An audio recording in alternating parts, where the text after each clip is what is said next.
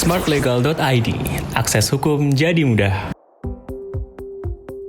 Halo smart people, bikin perjanjian pasti sudah menjadi hal yang wajib bagi para pengusaha yang ingin mengembangkan bisnisnya. Meskipun itu bikin PT, bikin kerjasama dengan perusahaan lain, pasti perlu yang namanya perjanjian. Kebijakan lockdown atau social distancing membuat sebagian entitas bisnis terganggu dan membuat banyak kontrak, perjanjian, transaksi bisnis atau kegiatan yang tertunda akibat penyebaran wabah COVID-19.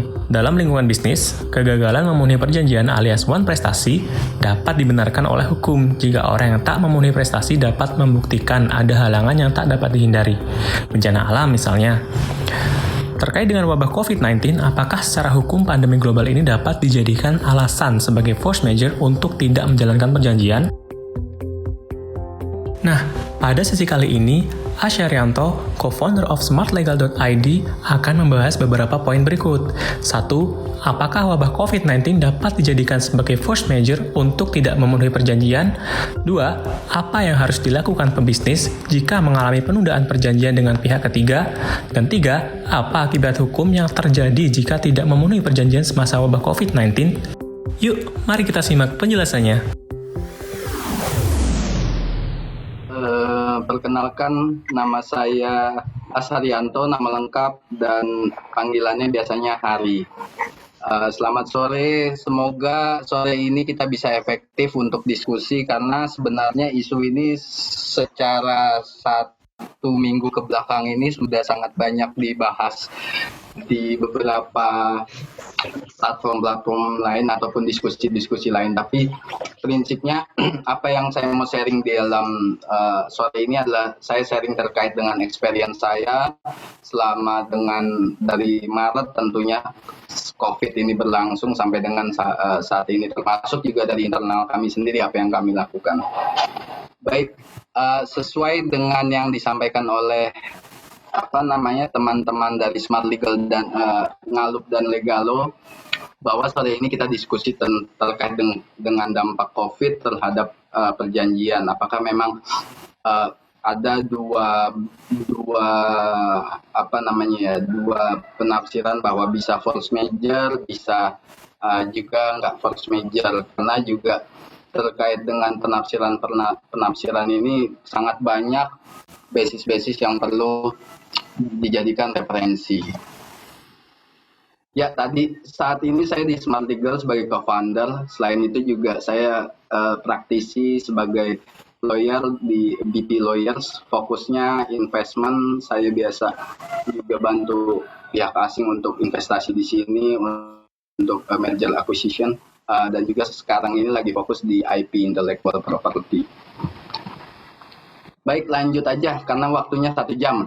Semoga ini bisa efektif dan saya rasa nanti lebih ke sharing. Jadi kalau kita lihat perjalanannya si COVID ini, kalau teman-teman juga bisa sudah banyak baca ya di Wikipedia ataupun di media lainnya. Memang di awal itu baru di Desember 2019 sudah ketahuan dan WHO itu bilang ini sebagai darurat kesehatan internasional mulai 30 Januari sampai dengan akhirnya itu dianggap sebagai pandemi di bulan Maret. Nah, yang menarik adalah sebenarnya sebelum kemarin itu timbul yang perpres terkait bencana nasional, itu banyak sekali keputusan-keputusan dari lembaga non-pemerintah yang dikeluarkan, bahkan juga pemerintah daerah, yang memang ini menjadi satu referensi bagi khususnya pelaku bisnis ya. Apakah memang bisa memberlakukan force majeure ini sebagai keadaan wabah ini sebagai force majeure ataupun tidak. Nah, kalau dilihat sebenarnya, kalau saya turut sebenarnya di belakangnya ada lagi, tapi di awal itu di 28 Januari BNPB menyatakan bahwa Indonesia sebagai darurat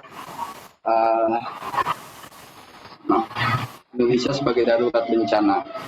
Lalu juga pada akhirnya di 2 Maret itu sudah ketemu 1 suspek dan juga pada akhirnya terkait dengan bidang usaha dan sebagainya yang boleh atau tidak beroperasi di masa wabah ini ada di Permenkes 9 2020 sampai dengan terakhir yang Kepres. Jadi perjalanannya sebenarnya banyak, hampir 30-an kalau nggak salah, peraturan-peraturan dari pemerintah, pusat, daerah, maupun juga dari lembaga non-pemerintahan. Dan ini menjadi penting buat teman-teman pengusaha untuk memahami. Karena beberapa regional, maksudnya pemerintah daerah itu bisa memberlakukan hal yang berbeda. Walaupun menjadi rujukannya biasanya adalah rujukan di Perpu nomor 1, lalu juga di PP 2120, yang paling penting kan di undang-undang yang soal karantina kesehatan, lalu juga di Permenkes itu jadi penting rujukan beberapa peraturan itu. Dan ini menjadi pelengkap dari misalnya ada yang namanya kita mau declare force major atau enggak, atau ada yang mengajukan force major kepada kita atau tidak. Baik, saya lanjut aja. So, kalau dari lihat kan kalau kita ngomongin masalah, karena ini terkait dengan perjanjian itu biasanya kita berangkat di 1, 2, 3, 4, ini paling enak. Pasalnya 1, 2, 3, 4, perjanjian itu apa sih? Untuk memberikan sesuatu, berbuat sesuatu, tidak berbuat sesuatu. Poinnya kan itu. Lalu ketika sudah ditandatangani, sifat perjanjian bagaimana? Ketika 1320 itu sebagai syarat perjanjian itu sudah terpenuhi, maka 1338-nya juga menjadikan bahwa perjanjian itu sebagai undang-undang. Yang mana kalau kita lihat dari beberapa hari yang lalu atau 1 minggu lah, kalau nggak salah dari sekarang, dari Kepres itu terkait bencana nasional itu timbul, ada salah satu juga pejabat yang menyatakan bahwa Kepres ini nggak bisa nih dijadikan sebagai referensi ataupun menyatakan bahwa force major. Memang yang paling menarik adalah yang salah, nggak tahu ya, ini pengamatan saya, mungkin nanti teman-teman kita diskusi juga bisa sharing. Cuma satu peraturan yang menyatakan force major keadaan ini, kalau nggak salah itu peraturan Ditjen Pajak.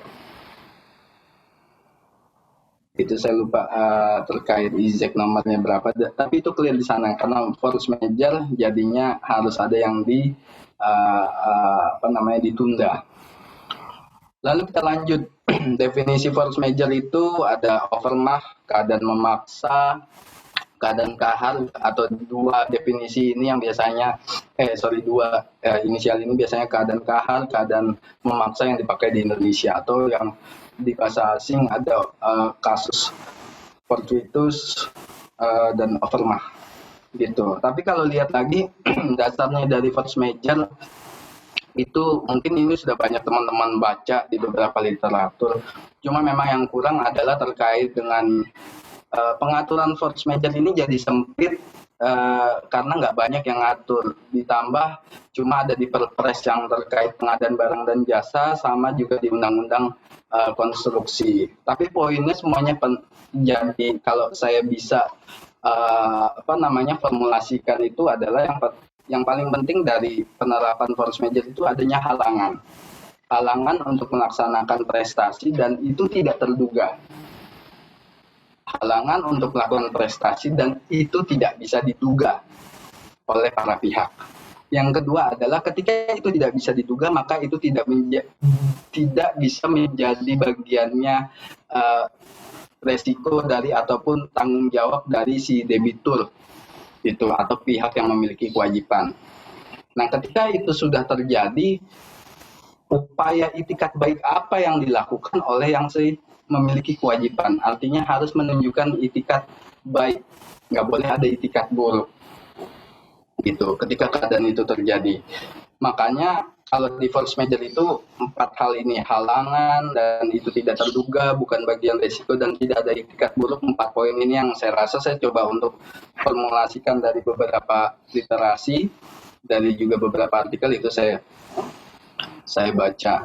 Dan dari pasal 1244 KUH Perdata, 1245 ini biasa sudah dibahas, Bapak Ibu tinggal baca. Itu, tapi saya lebih kepada nanti kita ke prakteknya aja ataupun ke diskusinya case by case-nya. Saya coba untuk formulasikan definisi dari force major. Ini definisi saya sendiri, saya coba rangkum-rangkum biar Bapak Ibu lebih mudah, karena kalau baca yang 1244, 1245 itu pusing, apalagi nanti turun-turun ke bawahnya. Jadi kalau saya bisa tadi formulasikan, force major itu apa sih? Jadi sesuatu keadaan yang memang tidak terduga dan tidak dapat bisa dihindarkan, dan ketika keadaan itu terjadi, maka salah satu pihak itu menjadi terhalang dirinya untuk menjalankan kewajibannya. Dan ketika dia terhalang karena tindakan tersebut, dia tidak bisa dipersalahkan sepanjang dia memiliki itikat baik untuk menjalankan prestasinya. Gitu. Jadi itu definisi yang saya rasa saya buat sendiri dari comot-comot dan coba formulasikan dari mengambil referensi beberapa referensi peraturan ataupun pendapat-pendapat dari para profesor. Dan memang kalau di force major ini, kalau Bapak Ibu sudah baca atau sudah mengikuti event yang mungkin serupa dengan ini, memang clear. Force major itu ada dua. Kalau di Indonesia ada yang memang absolut, ada memang relatif. Absolut itu memang ketika suatu keadaan itu terjadi, objek yang diperjanjikannya langsung hilang. Sehingga itu bisa menjadikan si perjanjian itu bisa batal atau berakhir. Seperti itu. Lalu ada yang relatif, ketika relatif ini harus dilihat lagi. Ini yang mungkin yang menjadi debatable di masyarakat umum, apalagi juga terkait dengan di kemarin soal UMKM dapat benefit 10 maksimal 10 miliar. Major itu ada dua klasifikasinya, ada absolut dan juga ada relatif. Jadi mungkin saya langsung saja ke slide selanjutnya. Nah, ini adalah klausul yang biasa dimasukkan di dalam perjanjian. Ini ada klausul yang mungkin yang sangat general, kalau Bapak Ibu juga biasanya pakailah. Karena ini biasanya template yang menyebar di mana-mana. Gitu.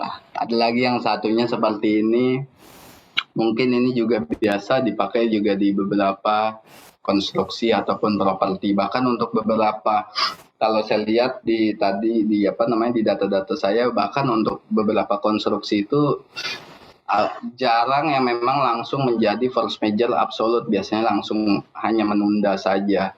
Jadi tidak ada menghilangkan kewajiban.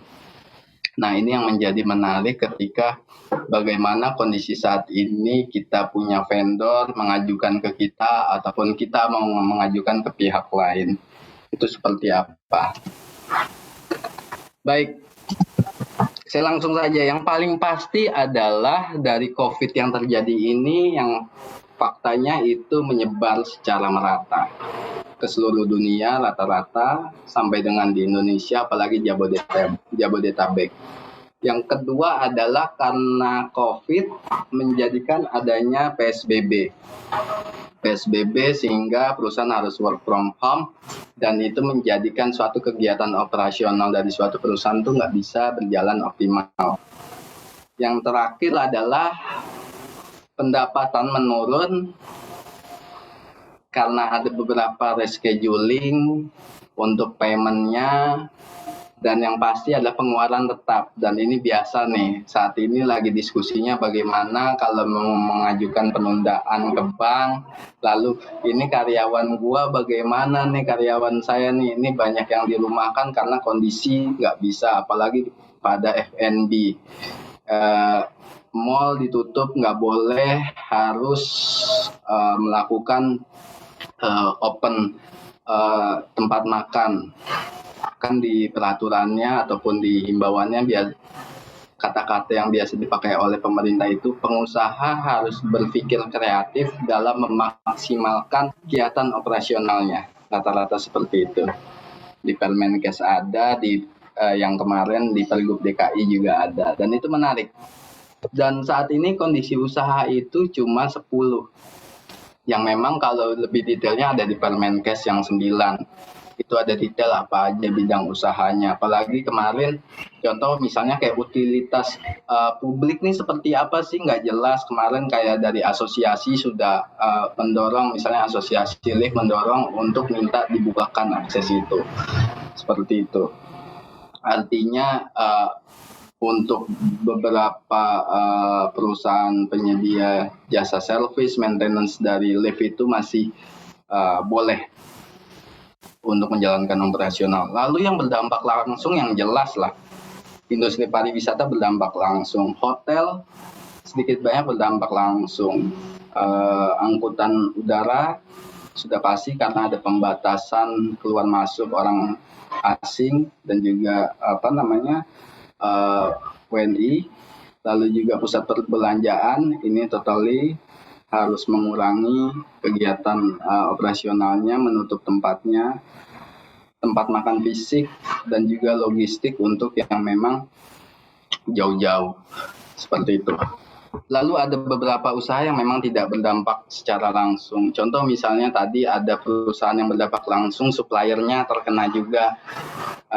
Kayak misalnya saya juga dapat kena dampak karena ada beberapa perusahaan saya yang di industri pariwisata itu kena dampak, dan dampak yang saya terkena apa ya, akhirnya kena rescheduling payment. Kita diskusi lagi seperti apa. Konstruksi dan properti, konstruksi ini menarik. Kemarin ada instruksi yang soal instruksi presiden untuk pengfokusan proyek-proyek yang bisa ditunda yang mana, yang tidak bisa ditunda yang mana, dan properti. Dan sebenarnya masih banyak lagi. Cuma yang jadi isu adalah yang sudah pasti tadi, rata-rata juga menurun omsetnya, tapi pengeluarannya tetap, kecuali yang alkes. Saya juga yang alat kesehatan dan produksi rumah tangga juga saya ngobrol sama teman-teman yang dari in-house. Mereka juga kelimpungan karena posisinya sekarang mau produksi banyak juga harus ada pembatasan, karena menjalankan protokol kesehatan itu bukan sesuatu yang mudah. Karena kan kewajibannya adalah mereka tetap bisa beroperasi tapi harus menjalankan protokol kesehatan. Kalau memang pengusaha punya tanggung jawab yang secara serius, pasti akan sangat memerhatikan, bukan soal mendapatkan beberapa banyak orderannya saja, tapi soal bagaimana menjaga dari karyawannya ini tetap sehat, kondisinya tetap terjaga, tetap tidak dapat tidak terkena dari wabah kayak gitu. Dan itu menjadi cukup challenge. Dan ini, apakah benar bahwa karena COVID dan juga ada WFH, work from home diwajibkan, sehingga karena ada pembatasan sosial secara besar-besaran, lalu ada Kepres Bencana Nasional, ini bisa menjadikan force major, menjadi alasan force major. Memang ini jadi satu debatable. Maksudnya debatable apa ya? Memang harus dilihat case by case-nya. Nggak bisa semuanya digeneralisir bahwa ya perjanjian kita nih sudah force major. Kita nggak bisa menjalankan perjanjiannya ini lagi. Wait, bentar dulu. Apalagi kalau misalnya ada teman-teman yang mungkin perjanjiannya tidak ada perjanjian, itu kayak gimana? Apalagi perjanjian yang tidak ada klausul force major-nya, itu seperti apa? Nah, memang ini yang jadi penting, bahwa banyak juga orang jadi salah tafsir ketika force major, ya udah gue nggak bisa nih, gue nggak bisa melaksanakan kewajiban gue, ya udah kita berakhir ya, enggak. Bahkan banyak juga nanti yang bisa dianggap dari force major ini jadi one prestasi, jadi ingkar janji, jadi dianggap lalai. Jadi ini yang jadi wajib hati-hati bagi para teman-teman pengusaha, bahwa jangan jadi momen ini jangan terpleset. Makanya yang paling penting itu untuk memitigasi dari suatu keadaan ini adalah memang mau nggak mau teman-teman pengusaha itu harus membaca peraturan pusat maupun daerah, apalagi daerah ini akses peraturannya. Saya tinggal di Tangerang Selatan, itu kemarin sangat sempit akses peraturannya, menjadi challenging belum lagi dengan koordinasi antara pemerintah daerah itu berbeda-beda gitu. Dan bagi teman-teman pengusaha ini jadi penting untuk pahami regulasinya dan belum lagi juga pahami klausulnya di perjanjiannya. Karena tadi saya sampaikan, saya ulangi lagi bahwa tidak semua klausul force majeure di perjanjian itu bisa menghilangkan kewajiban. Ya, saya ulangi, tidak semua klausul force majeure di perjanjian itu menghilangkan kewajiban. Rata-rata itu tidak menghilangkan, malah menambah kewajiban. Kenapa harus kirim surat 1 kali 24 jam, ini sudah dilakukan atau belum? Kalau misalnya tidak dilakukan gimana? Gitu, lewat kan. Nah, seperti itu. Bahkan banyak yang dibilang jadi one prestasi atau seperti apa. Lalu identifikasi masalah. Kalau misalnya yang punya vendor, yang mengajukan vendornya nggak bisa supply lagi, ini harus diklasifikasikan. Apa solusinya? Kalau misalnya yang punya tanggungan kepada pihak ketiga, kewajiban harus diidentifikasi, dibuat clustering. Mana yang memang sudah nggak bisa, mana yang memang masih bisa, itu yang harus di-clustering. Itu. Yang terakhir adalah menentukan sikap mau maju atau tidak. Gitu. Karena posisinya kayak kemarin, saya sendiri kalau di internal, saya bisa cut cost itu dari biaya internet, misalnya di kantor 15 juta, saya cuma bayar akhirnya 1 juta karena COVID. Lalu biaya sewa, saya dapat extension sewa karena COVID 2 bulan. Artinya bukan menghilangkan kewajiban, tapi ada win-win solution yang memang harus diberikan kalau memang kita terkena dampak. Padahal dari internal kami pun sejak 16 Maret itu tidak beroperasi di kantor, itu udah totally 16 Maret itu sudah hampir 60%, fixnya di April itu langsung 100% di rumah saja.